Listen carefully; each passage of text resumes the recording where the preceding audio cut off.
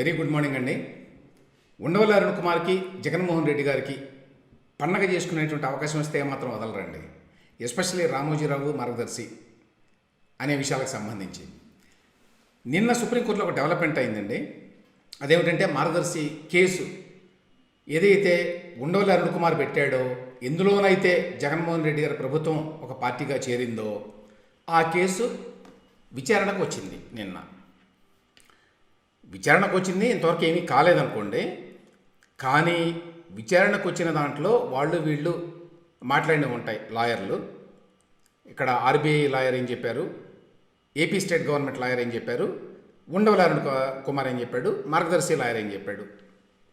చెప్పిన తర్వాత వాళ్ళు కేసుని ఎప్పుడో ఏప్రిల్కి వాయిదా కూడా వేశారు. అయితే ఇది చాలు వాళ్ళకి. దీని మీద ఇవాళ సాక్షి పత్రికలో బీభత్సంగా మార్గదర్శి డిపాజిట్లు చట్టవిరుద్ధం అనే ఒక 5 కాలాల వార్త ఫ్రంట్ పేజీలో. ఇక లోపల పేజీలోనైతే చెప్పే పని లేదండి, ఒక పేజీ అంతా నింపేశారు లోపల పేజీలో. జగన్మోహన్ రెడ్డి గారికి ఎంతో ప్రీతిపాత్రమైనటువంటి సబ్జెక్టు కాబట్టి, ఏదైనా అవకాశం వస్తే దాన్ని వదులుకోకూడదు కాబట్టి, అందులో దాన్ని ఎట్లాగూ వక్రీకరించి రాసుకునే అవకాశం ఉంది కాబట్టి మన సాక్షి మీడియాలో రాసుకుంటారు. ఇక ఉండవల్లి అరుణ్ కుమార్ కూడా పనిలో పనిగా దానికి తగినంత ఫ్యూయల్ టు ఫైర్ లాగా ఆయన కొంత చేస్తాడు కదా, చేశారు. ఇంతకీ అసలు విషయం ఏంటి, ఏం జరిగింది? ఈ మార్గదర్శి విషయంలో 2 కేసులు ఉన్నాయండి. ఎప్పుడు చాలామంది కన్ఫ్యూజ్ అవుతారు. ఈ ఉండవల్లి అరుణ్ కుమార్ అనే వ్యక్తి ఒరిజినల్గా చాలా కాలం పాటు గొడవ చేసింది, కేసులు వేసింది, రకరకాలుగా ప్రెస్ మీట్లు పెట్టి మరి 6 నెలలకి సంవత్సరానికి ఒకసారి మాట్లాడేది. దేని గురించి అంటే మార్గదర్శి ఫైనాన్షియర్స్ అనే అంశం గురించి. ఇప్పుడు ఈ మధ్య కాలంలో జగన్మోహన్ రెడ్డి ప్రభుత్వం కేసులు పెట్టింది మార్గదర్శి చిట్ ఫండ్స్ అనేటువంటి కంపెనీ. అది వేరే కంపెనీ అండి.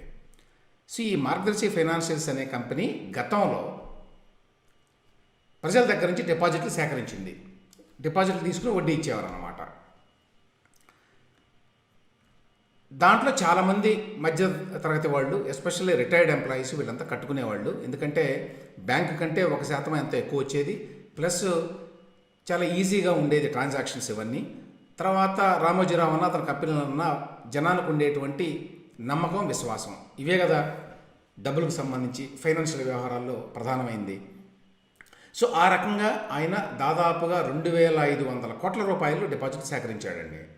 సేకరించిన తర్వాత ఏమైందంటే దీనిని ఏదో విధంగా దెబ్బ కొట్టాలి, దీనివల్లనే రామోజీరావు దగ్గర డబ్బులు ఉన్నాయి, అందువల్లనే ఈనాడు పేపర్ నడపగలుగుతున్నాడు అని చెప్పి అప్పట్లో వైఎస్ రాజశేఖర రెడ్డి గారు ఉండవల్లి అరుణ్ కుమార్ యొక్క సలహాతోటి దీని మీద పెద్ద యుద్ధం ప్రారంభించాడు. చాలా ఇప్పుడు ఎట్లయితే ఈ మధ్య కాలంలో జగన్మోహన్ రెడ్డి ఈ మార్గదర్శి చిట్ ఫండ్స్ అనే కంపెనీ మీద అడ్డగోలుగా దాడులు చేశాడో అదే విధంగా చేశారండి అప్పుడు కూడా. ఇక ఎట్లాగో మీడియాను కూడా ఇప్పుడు ఏ విధంగా అయితే జగన్మోహన్ రెడ్డి తనకు అనుకూలంగా మీడియాని పెట్టుకుని నడిపాడో అప్పుడు కూడా అలాగే జరిగింది. చాలామంది ఇప్పుడు చెప్తే నమ్మరు. ఈవెన్ ఆంధ్రజ్యోతి పత్రికలో టీవీ9 అంటే ఇప్పుడు చేతులు మారి ఇప్పుడు జగన్మోహన్ రెడ్డి గారికి అనుకూలంగా ఉండేటువంటి మేఘా కృష్ణారెడ్డి గారు ఇట్లాంటి వాళ్ళంతా దాని ఓనర్లు ఇప్పుడు. కాబట్టి ఇప్పుడు వాళ్ళకి అనుకూలంగా ఉంటుంది, జగన్మోహన్ రెడ్డి గారు చెప్పినట్టు చేస్తారు. కానీ అప్పట్లో నిజానికి టీవీ9 అప్పుడు కాంగ్రెస్ పార్టీకి అనుకూలంగా ఏమీ లేదు. అయినా కూడా వాళ్ళను కూడా లోపరుచుకొని టీవీ9లో ఆంధ్రజ్యోతిలో కూడా మార్గదర్శి మీద బీభత్స భయానకమైన కథనాలు వేయించేవాళ్ళు. ఇది 2006 నుంచి 2009 మధ్యలో చెప్తున్నానండి. 2009లో రెండోసారి వచ్చిన తర్వాత వైఎస్ గారు చనిపోవడం తెలుసు అందరికీ. అప్పటి వరకు కూడా వీరవ్యవహారం చేశారు, స్వైరవ్యవహారం చేశారు. చెప్పాలంటే ఉండవల్లి అరుణ్ కుమార్ విపరీతమైన పవర్ ఉండేది. ఆ పవర్ను ఉపయోగించి ఇప్పుడు ఎట్లయితే సిఐడిని ఉపయోగించి జగన్మోహన్ రెడ్డి గారు చేస్తున్నారో అప్పుడు కూడా వైఎస్ గారు అదేవిధంగా చేశారు. అప్పట్లో మరి ఒక వెలిగాడు ఉండవల్లి అరుణ్ కుమార్ గారు. సో ఆ కేసు ఏమిటి, మార్గదర్శి ఇట్లా డిపాజిట్లు సేకరించడం అనేది అక్రమం అనేది కేసు అండి. ఎందుకు అక్రమం అంటే ఆర్బీఐలో ఒక చట్టం ఏదో ఉంది, 45S ఏదో ఉన్నది ఒకటి. దాని ప్రకారం ఏంటంటే హిందూ అన్డివైడెడ్ ఫ్యామిలీ అనేటువంటి ఒక వ్యవస్థ ఉంటుంది. దాన్ని గుర్తించారన్నమాట వ్యాపారం చేయడానికి ఒక ఎంటిటీ. అది హిందూ అన్డివైడెడ్ ఫ్యామిలీ అంటే HUF, హిందూ అవిభక్త కుటుంబం. దాని కింద ఏ వ్యాపారాలు చేయొచ్చు అనేది ఉంటుందండి. రామోజీరావు గారి వ్యాపారాలన్నీ కూడా HUF కింద చేస్తున్నాయి. అదేవిధంగా మార్గదర్శి డిపాజిట్ల కంపెనీ అంటే మార్గదర్శి ఫైనాన్షియల్స్ కూడా హెచ్యుఎఫ్ కిందనే పనిచేస్తుంది అన్నమాట. కాబట్టి హెచ్యుఎఫ్ కింద ఉన్నది కాబట్టి ఆ కంపెనీ డిపాజిట్లు సేకరించవచ్చా లేదా అనేది ఒక ఇష్యూ. దీన్ని లేవనెత్తారు వీళ్ళు. హెచ్యుఎఫ్ చేయకూడదు కాబట్టి ఆర్బీఐ నిబంధనలు ఉల్లంఘించి రామోజీరావు గారు ఆయన కంపెనీ మార్గదర్శి ఫైనాన్షియల్స్ ఇదిగో ఈ డిపాజిట్లు వసూలు చేస్తోంది అని.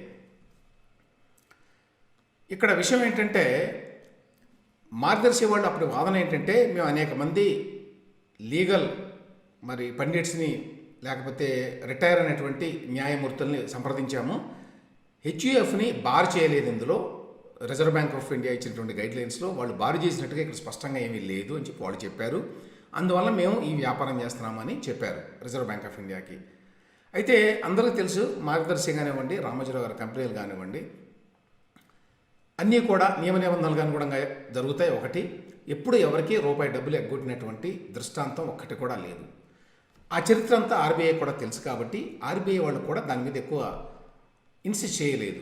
కానీ ఎప్పుడైతే ఉండవల్లి అరుణ్ కుమార్ వైఎస్ ఈ మొదలుపెట్టారో ఈ కేసు, అప్పట్లో కేంద్రంలో ప్రభుత్వం కూడా కాంగ్రెస్ ప్రభుత్వం, అప్పట్లో వైఎస్ రాజశేఖర రెడ్డి గారికి చాలా పలుకుబడి ఉండేది ఢిల్లీలో. ఎందుకంటే ఆంధ్రప్రదేశ్లో వచ్చినటువంటి సీట్ల వల్లే కాంగ్రెస్కి కేంద్రంలో యూపీఏ ప్రభుత్వం మనగలుగుతోంది అనేటువంటి అభిప్రాయం ఉండేది. కాబట్టి ఏపీలో ఎక్కువ సీట్లు తీసుకొచ్చాడు ఎంపీలని అని చెప్పి రాజశేఖర రెడ్డి గారికి ఎనలేని అక్కడ మర్యాద మనన ఉండేవి ఢిల్లీలో. ఆయన ఏది చెప్పినా కూడా చేయాలి అని. సో ఆయన ఎట్టి పరిస్థితుల్లో మనం రామోజీరావుని అటాక్ చేయాలి, అతని యొక్క కంపెనీలన్నింటినీ కూడా కుప్పకూల్చాలి, కాబట్టి దీన్ని కోఆపరేట్ చేయాలని చెప్పి ఆయన అప్పుడు సోనియా గాంధీ గారి ద్వారా వాళ్ళతో మాట్లాడి, చిదంబరం ఉండేవారు అప్పుడు, ఆ చిదంబరం ఫైనాన్స్ మినిస్ట్రీలో ఉంటే ఏదో విధంగా దీన్ని చేయాలని చెప్పి వాళ్ళు పట్టుబట్టారు. దాంతో రిజర్వ్ బ్యాంక్ ఆఫ్ ఇండియా వాళ్ళు దీని మీద దృష్టి పెట్టాల్సిన పరిస్థితి ఏర్పడి వాళ్ళు ఏం చేశారంటే, ఇది 45S అనేది ఉన్నది, దీని ప్రకారం హెచ్యుఎఫ్ అనేది డిపాజిట్లు సేకరించకూడదు అనేది మా ఉద్దేశం. అయితే వైవి రెడ్డి గారు ఉన్నారండి అప్పుడు ఆర్బీఐ గవర్నర్గా, వైవి రెడ్డి గారు, వై వేణుగోపాలరెడ్డి గారు.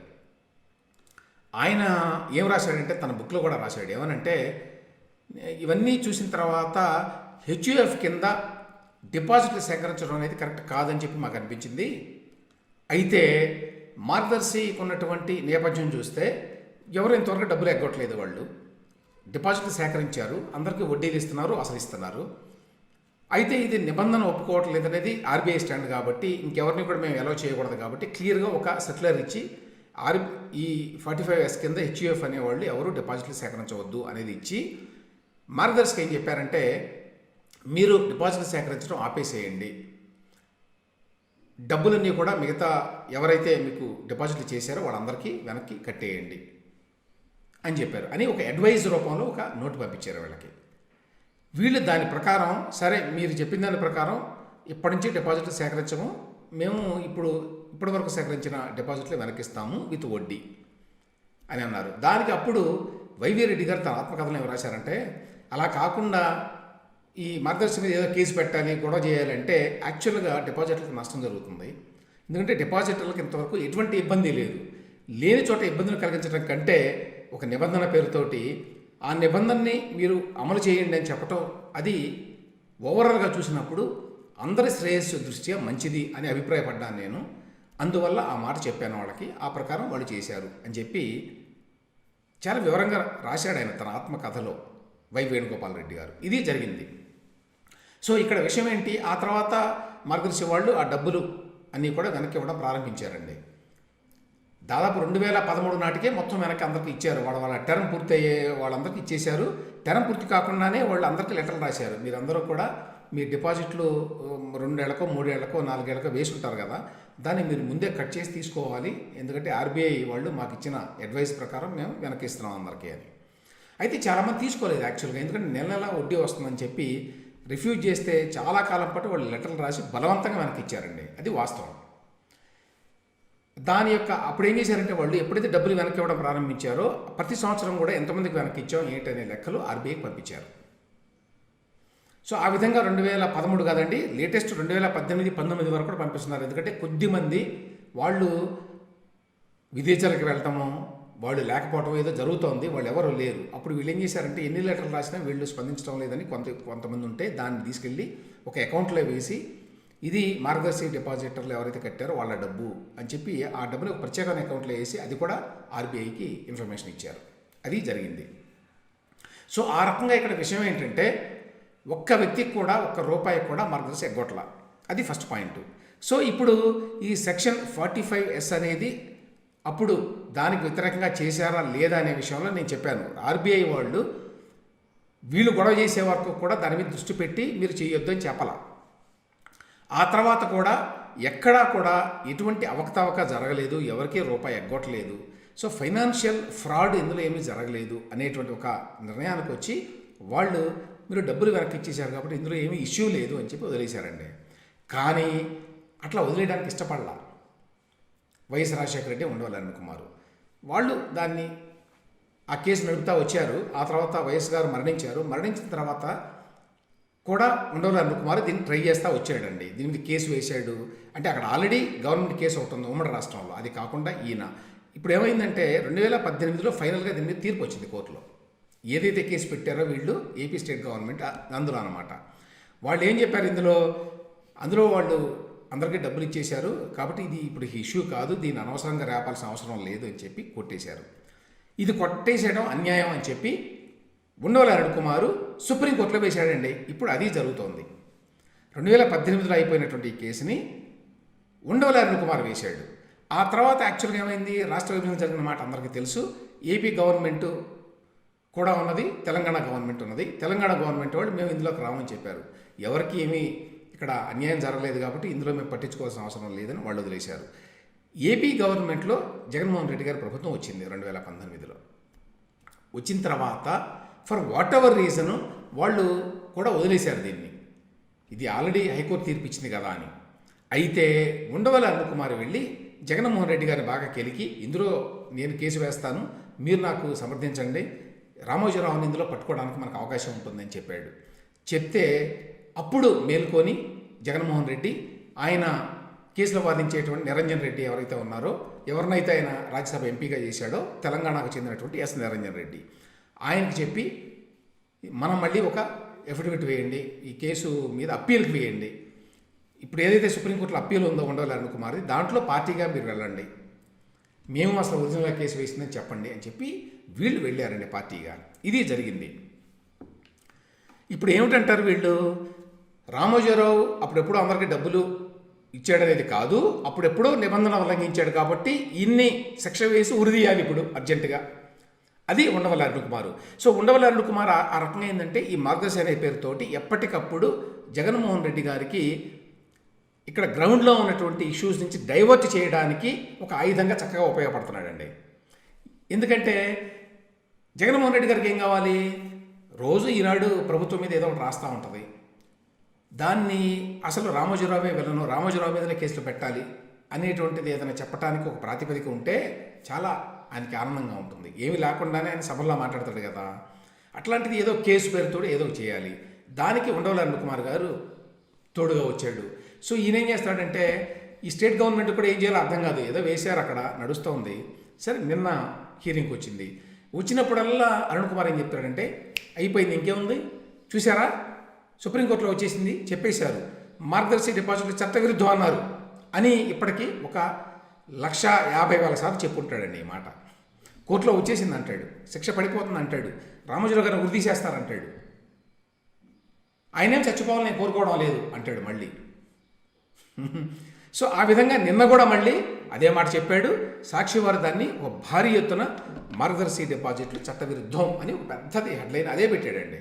చట్టవిరుద్ధం అని సుప్రీంకోర్టు ప్రకటించినట్టు ఏంటయ్యా జరిగింది అంటే, నిన్న ఆర్బీఐ వాళ్ళు కూడా వచ్చినప్పుడు ఆర్బీఐ వాళ్ళని అడిగితే అవును 45S నిబంధన ఉన్నది, ఇప్పుడు డిపాజిట్లు సేకరించడం దానికి విరుద్ధము అని చెప్పారు. కరెక్టే, ఇవాళ ఉన్నది అది ఆ నిబంధన. దాని మీద వాళ్ళు క్లియర్గా సర్క్యులర్ కూడా ఇచ్చారు. ఆ తర్వాత అయితే ఆ రోజున ఏం జరిగింది, దాని కాంటెక్స్ట్ ఏమిటి, అప్పుడు ఆర్బీఐ ఏమన్నది, ఆర్బీఐ ఎందుకని దీని మీద ప్రొసీడ్ కాలేదు, తర్వాత హైకోర్టు వాళ్ళు ఎందుకు ఈ కేసు కొట్టేశారు, ఇందులో ఏమీ లేదు ఇంకా అయిపోయింది ఇది, దీని గురించి మళ్ళీ లేవనెత్తాల్సిన అవసరం లేదని ఎందుకు భావించారు, ఇవన్నీ ఉన్నాయి కదా. కాంటెక్స్ట్ ఒక సందర్భం ఉంది దానికి. అవన్నీ మానేసి ఆర్బీఐ వాళ్ళు సుప్రీంకోర్టులో చెప్పారు 45S అనేది ఉంది, దానికి వ్యతిరేకంగా డిపాజిట్లు సేకరించడం తప్పు, కాబట్టి రామోజీరావు చేసేసాడు, అయిపోయింది, శిక్ష వేసేశారు, డిపాజిట్లు చట్టవిరుద్ధం అని అంటాడు. చాలా గమ్మత్తుగా ఏంటంటే ఇందులో ఉండవల్లి అంటాడు, డిపాజిట్లు వెనక్కి ఇచ్చేశారా లేదా అన్నది ముఖ్యం కాదు, చట్టవిరుద్ధంగా సేకరించారా లేదా అన్నదే ముఖ్యం. ఏది ముఖ్యం అండి ఫైనాన్షియల్ వ్యవహారాల్లో? ఎవరికైనా ఎక్కడైనా ఫ్రాడ్ జరిగిందా? ఎవరైనా మోసపోయారా? ఎవరినైనా మోసం చేసి డబ్బులు ఎవరైనా తీసుకున్నారా? ఎవరికైనా ₹1 నష్టం వచ్చిందా అనేది మోస్ట్ ఇంపార్టెంట్ ఫైనాన్షియల్ డీలింగ్స్లో. చట్టవిరుద్ధంగా సేకరిస్తే ఆ డిపార్ట్మెంట్ కన్సర్న్ వాళ్ళు దాని మీద చర్య తీసుకుంటారు, తీసుకోరని కాదు, తప్పకుండా తీసుకుంటారు. కానీ ఇక్కడ విషయం ఏంటి, ఉండవల్లి మాట్లాడేది ఏంటి, డిపాజిట్లు వెనక్కి ఇచ్చేసారా లేదా అనేది ముఖ్యం కాదా? అదే అన్నిటికంటే ముఖ్యం. ఇప్పుడు రామోజీరావు గారు ఏదన్నా అక్రమం చేసి అన్యాయం చేసి జనానికి డబ్బులు ఎగ్గొడితే ఆయన్ని సమర్థించాల్సిన అవసరం ఎవ్వరికీ లేదండి. ఇవన్నీ ఎందుకు మాట్లాడుతున్నాను నేను అంటే, రామోజీరావు గారి మీద జరుగుతున్న attack not because of Margadarsi, it's only because of ఈనాడు. ఈనాడు ద్వారా ఆయన నిరంతరంగా అవిశ్రాంతంగా జగన్మోహన్ రెడ్డి గారి ప్రభుత్వం మీద, ఆయన ప్రభుత్వంలో జరుగుతున్నటువంటి అక్రమాల మీద రోజు ఫోకస్ చేస్తున్నాడు, స్టోరీలు వేస్తున్నాడు.